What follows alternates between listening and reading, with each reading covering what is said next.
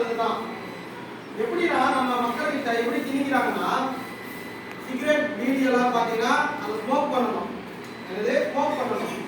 அப்போ ஸ்கூல் பசங்களுக்கு எப்படி போய் கேட்கணும்னா, இப்போ நீங்க என்ன பண்ணுவீங்க, யூஸ் பண்றவங்க சின்ன வயசுல யூஸ் பண்றவங்க ஸ்மோக் பண்ணா தெரிஞ்சிடும். அப்போ தெரியாம இருக்கிறதுக்கு கூலிங் ஆன்சர் மூலியமா ஆன்சர் வந்தது, அதுக்கப்புறம் கூலிங் வந்தது. அது இருக்கிறது வைக்கிறது தெரியாது. எத்தனை பேர் யூஸ் பண்ணுவீங்கன்னு தெரியல. அவங்க யூஸ் பண்ணி வந்தா விட்டுடுங்க.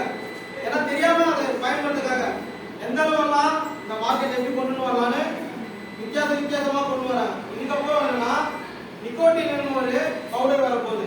அது நீங்க கூலிங் மேல கலந்து குடிச்சுட்டு இருக்காங்க. ஸோ போதைப் பொருள் எந்த வகையில் வந்தாலும் நமக்கு தீமை தான். ஸோ இதெல்லாம் பயன்படுத்தணும் வருது.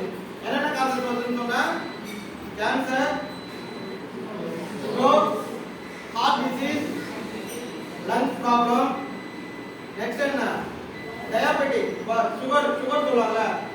சுகர் எல்லாம் வந்ததுன்னா நீங்க என்ன ஆகுறீங்கன்னா ரொம்ப ஒல்லியாயிடுங்க.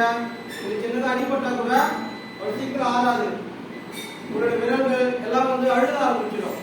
ஸோ இதெல்லாம் கொடிய ஒரு நோய் நம்ம லைஃப்ல வந்து. இங்க நம்ம என்ன பண்றோம், இந்த உலகத்தில் வந்து காரணம் என்னன்னா வந்திருக்கோம், அந்த காரணத்தை முடிச்சுட்டு போக.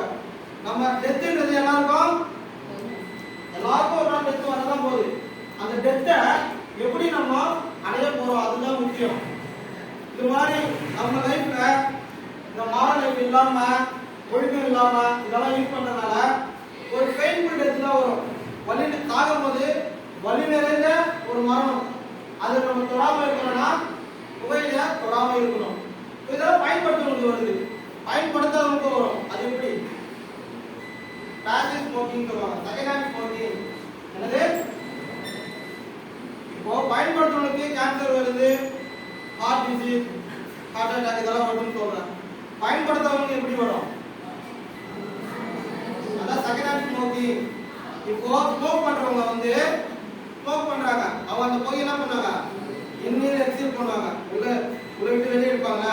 அப்ப பக்கத்துல நம்ம இருப்போம், பக்கத்துல பப்ளிக் பிளேஸ் இருக்கீங்கன்னா அவங்களுக்கு இருக்க டிசீஸ், இப்ப டிபி இதெல்லாம் வந்து செகண்ட் ஹேண்ட்மா வரும், ஈஸியா வந்து ஸ்ப்ரெட் ஆகும். இப்ப டிபி, ஆஸ்துமா தெரியுமா, டிபி ஆஸ்துமா தெரியுமா, டிபி ஆஸ்துமா, நிமோனியா, பன்றி காய்ச்சல் இதெல்லாம் செகண்ட் ஹேண்ட் ஸ்மோக்கிங்னால வருது. ஸ்மோக்கிங் மட்டும் இல்ல, இந்த மாவெல்லாம் போட்டு கீழே துப்புறாங்கல்ல, இந்த ஆத்து போடு இதெல்லாம் கீழே துப்பும் போது அதை நீங்க தெரியாம நிறுத்திக்கிட்டாலோ அது காற்று வழியா ஈஸியா ஸ்ப்ரெட் ஆகும். அதனால நம்ம அவரா இருக்கணும். புரியுதுங்களா? ஓகே. இப்போ இதெல்லாம் வந்து யூஸ் பண்றவங்க நம்ம என்னன்னா நோய்கள் வருதுன்னு சொல்லலாம். இப்போ நீங்க விடணும். இப்போ சார் இப்போ ஒரு 20 வருஷமா குடிச்சிட்டு இருக்காரு, அவர் விடணும்னு நினைக்கிறாரு. அவர் விடணும்னு நினைச்சா ஈஸியா விட முடியுமா?